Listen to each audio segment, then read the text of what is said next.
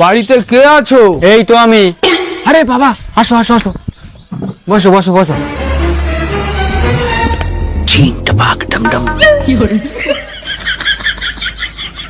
তোমার বাড়ির 50 ফুট নিচে প্রচুর সোনাদানা রয়েছে। কি বলছো বাবা?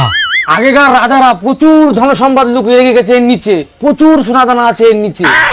কি বলছো তুমি? কালকে তাহলে আমি জিসিবি এনে উঠুন খুঁড়ে একদম দফা দফা করে দেবো। কোটিপতি হয়ে যাবে তুমি। বিরাট উপকার করেছো বাবা তুমি আমাদের।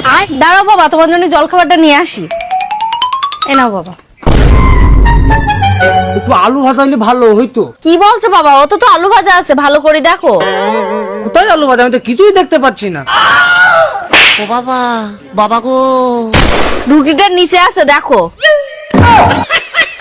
ভন্ড সাধু, 50 ফুট নিচে তোমার সোনা দানা রয়েছে তা তুমি দেখতে পাচ্ছ, আর সামান্য রুটির নিচে আলু ভাজা আছে তা দেখতে পাচ্ছ না?